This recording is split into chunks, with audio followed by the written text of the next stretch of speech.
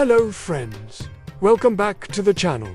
In this video, we're going to learn about how British Empire conquer India. Before starting this video, I want to tell you that if you really want to know how British conquered India or you have any interest in history, then definitely subscribe to my channel because we make videos only on history.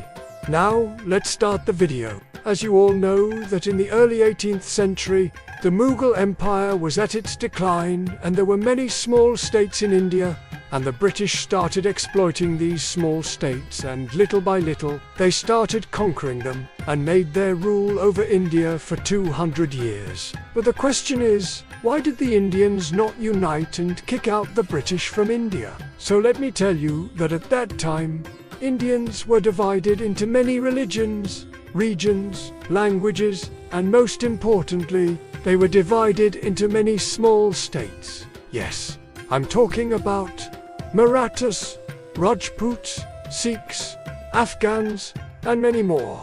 Due to all these differences, they could not unite and fight with the British.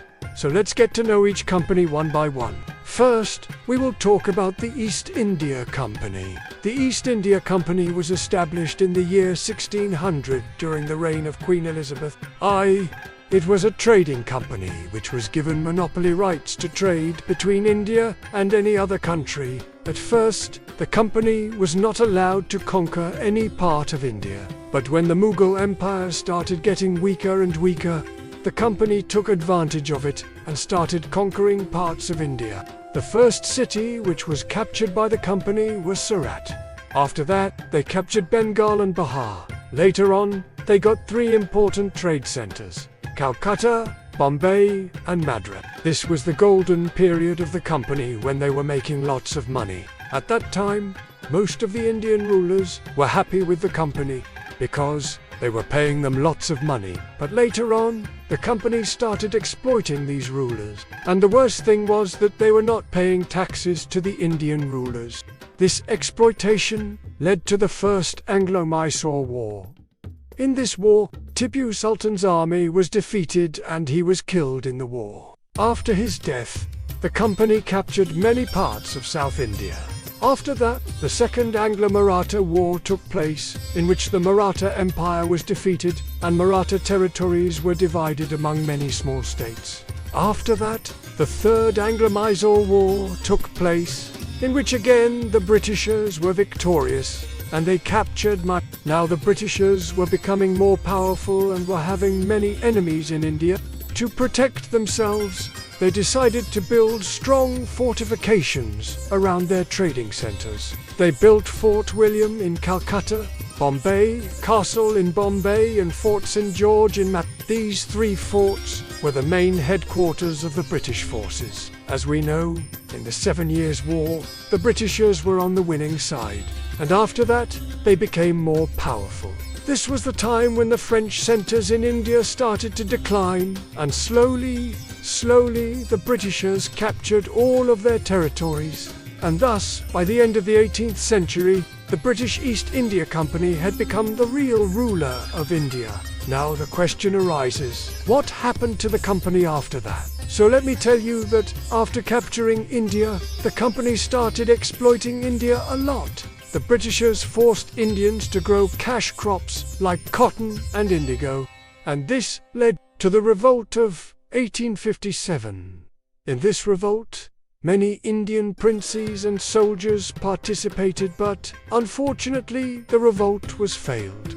After this, the British government took control of India from the company, and this marked the beginning of British Raj. Now let's learn about the British Raj. In the beginning, the British government divided India into three presidencies: Agra, Bombay, and Madras. Later on, they added two more: Bengal and Assam.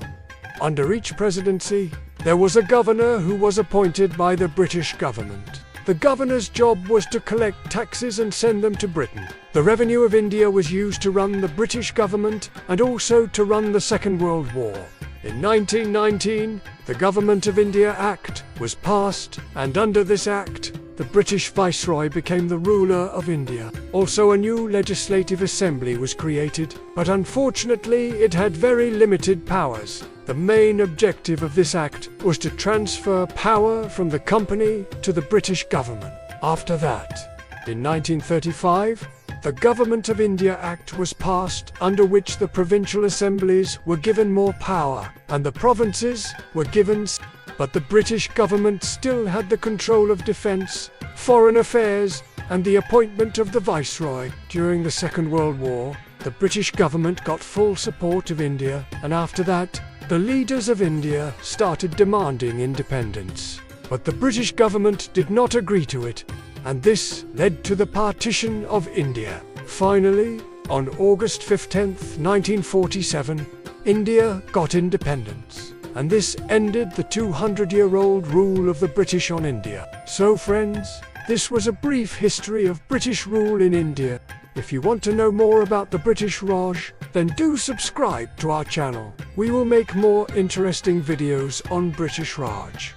Now let's learn about the French centers in India. As we know, the French centers were established in India for trade purposes, but gradually they started conquering the areas around their trading centers. The first French center was established in Pondicherry. After that, they captured Yanam, Karakal, Mahanadi, and lastly, but in all these areas, they never succeeded in conquering South India. The main reason behind it was that they did not have enough soldiers to conquer South India. Another reason was the lack of interest. The French were not interested in conquering South India.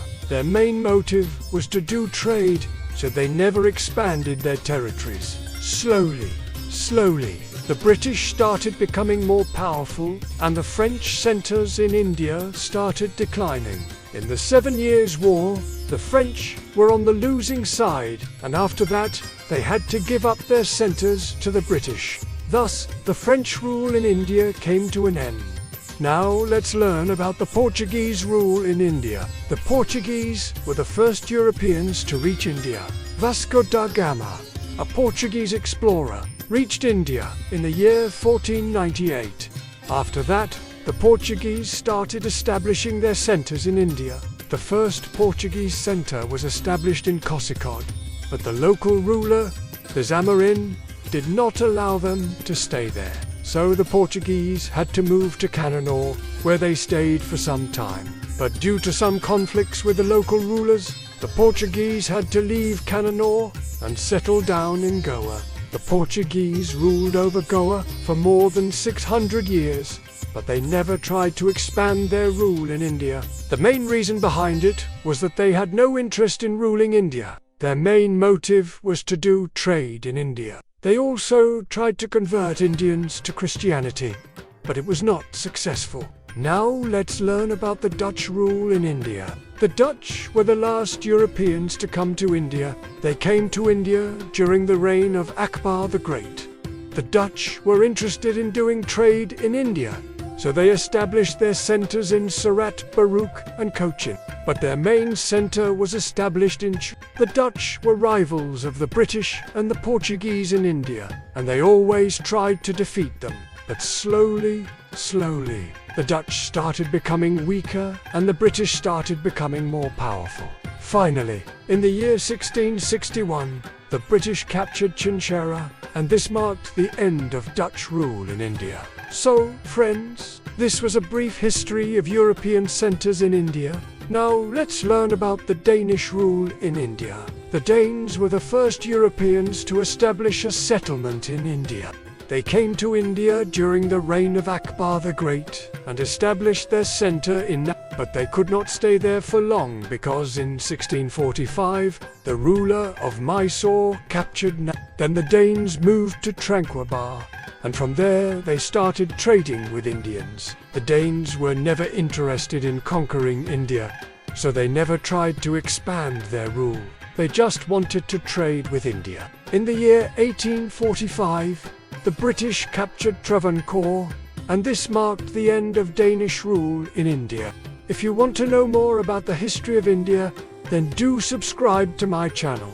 So friends, this was all about the rule of Europeans in India. Thank you.